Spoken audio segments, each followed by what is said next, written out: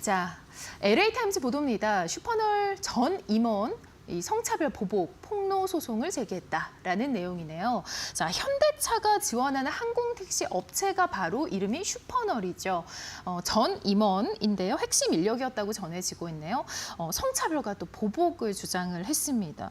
관련 이슈가 사실 뭐 이 최고 경영진 해임까지 이어질 정도로 굉장히 심각한 이슈인 것 같은데 조재주 공장 산재로 구설수가 한번 오른 현대차 입장에서는 또 하나의 또 악재가 등장을 한 거네요.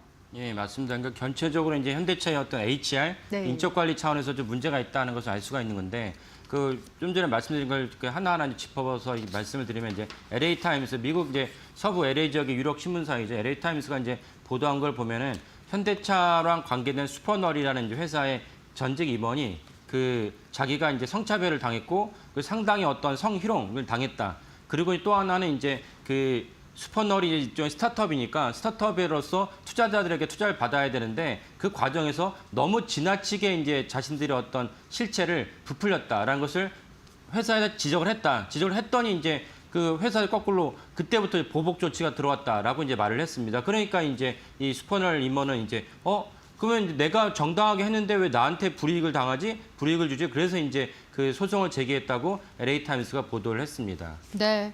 이 슈퍼널의 6번째 직원인 다이애나 쿠퍼로 알려져 있는데 이 쿠퍼가 왜 현대차까지 이렇게 고소를 했을까요? 예.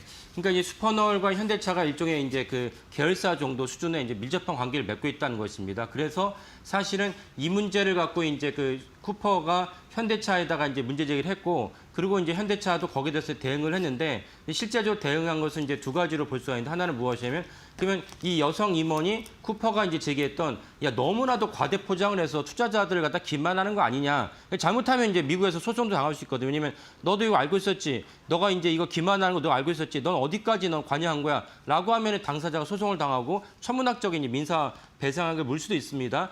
그런 맥락에서 이제 슈퍼널의 쿠퍼가 이 문제를 제기했고, 근데 현대차에서 거기에 대해서 별로 이렇게 이런 방구 본인이 이제 문제 제기를 하니까 그 보복 조치를 당한 것에 대해서는 보호해주지 않았고, 다만 이제 슈퍼널의 CEO랑 CTO가 이후에 한 3개월 정도 열심히 조사를 해봤더니 이 여자 임원의 이렇게 말이 맞았다는 거겠죠. 그래서 이제 두 명의 핵심 임원을 갖다가 이제 해임을 했습니다. 해임을 했는데 정작 해임을 했으면 그 슈퍼널의 문제 제기를 했던 쿠퍼에게서 어떻게 보면 보상책은 아닐지라도 원래 자기가 업무를 갖다가 계속 진행할 수 있는 그런 것을 줘야 되는데 그런 것 주지 않고, 또 이 슈퍼널의 쿠퍼 임원의 주장으로는 수시로 이제 서울 본사에 와서 현대차와 이제 여러 가지 방안을 논의했는데 이게 성차별이라든지 뭐 기만과 무관하게 업무적인 관련해서 이제 논의를 했는데 자기가 이제 더 이상 현대차에 방문하지 못하도록 했다는 것입니다. 그러니까 결국 이제 나를 보복 조치했다라고 이제 이 쿠퍼 씨는 이제 주장을 하고 있습니다. 네,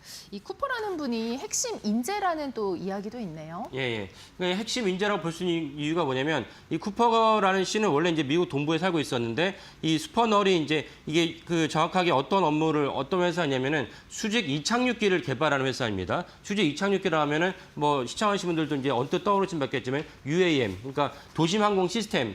그러니까 우리가 도심에서는 뭐 서울뿐만 아니라 웬만한 대도시에서는 다 이제 언제나 교통 체증이 걸리고 그러니까 그럼 이걸 교통 체증을 갖다가 헬리콥터 비슷한 거로 이제 한번 뚫어보자라는 것이 UAM입니다. 근데 UAM인데 이것이 왜 현대차가 관여하느냐? 이제는 이제 자동차가 완성차가 자율주행차로 이제 바꾸기 때문에 그 자율주행차 바꾼다는 것은 많은 통제 시스템과 수시로 이제 커뮤니케이션이 가능합니다. 그러니까 아예 여기다가 헬리콥터 같은 것을 다른 방식으로 접근한 것이 완성차를 날아오르게 하자. 이런 맥락에서 UAM에 대해서 또 정의선 회장이 아주 이제 각고의 노력을 기울이겠습니다. 현대차의 또 다른 먹거리를 생각하니까요.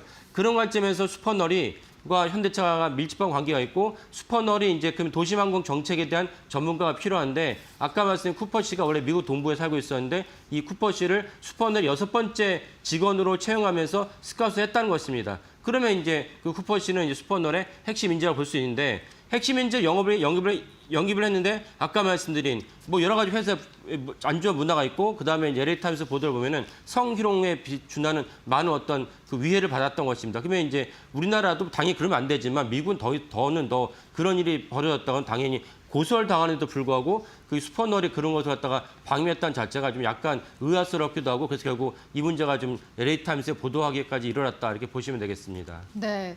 그런데 이게 실제로는 현대차 회장인 정의선 회장에게 실제 직접 보고를 했다는 얘기가 있는데요. 예. 그러니까 LA 타임스 보도를 보면 쿠퍼 씨의 주장이었죠. 쿠퍼 씨의 주장대로는 뭐라고 되냐면 이 문제를 내가 그 정확하게 LA 타임스의 보도는 정의선 회장이라고 정의선 이름은 나오지 않지만 뭐라고 나냐면 이제 치프 익스큐티브 체어맨이 나옵니다. 그러니까 치프 익스큐티브 CEO는 이제 우리가 다 알다시피 CEO 대표이사인데 그럼 거기서 체어맨은 누구냐라고 하면 체어맨은 이제 이사회 의장이거든요. 그러면 현대차의 이사회 의장은 이제 정의선 회장입니다. 그러니까 쿠퍼 씨가 LA 타임스의 보도를 액면 그대로 우리가 받아들인다면 쿠퍼 씨가 정의선 회장에게 이 사안에서 보고를 했다는 것입니다. 보고를 했는데 정작 나한테 뭔가 이렇게 우리가 잘못했다. 그리고 잘못했고 너가 업무를 갖다 계속 진행할 수 있도록 내가 해주겠다. 이런 멘트는 전혀 없었다는 것입니다. 그러니까 사실은 이 쿠퍼 씨의 주장대로 한다면 정의선에 보고를 했지만 이 사태의 심각성을 제대로 인지하지 못했다라고 볼 수도 있습니다. 네.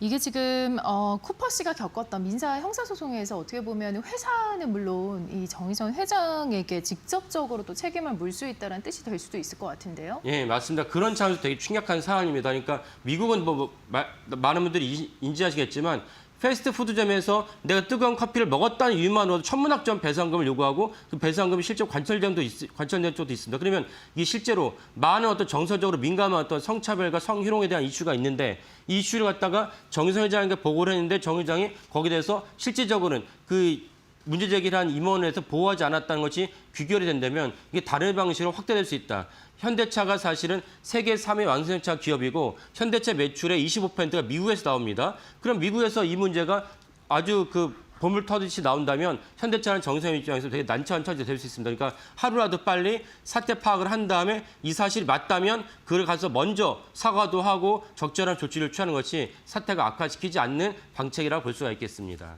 네, 이 조직 문화나 또 경영 투명성 이러한 부분에서 또 문제가 생기지 않도록 또 긴급하게 빨리 이 대책을 마련을 해야 될 것 같습니다.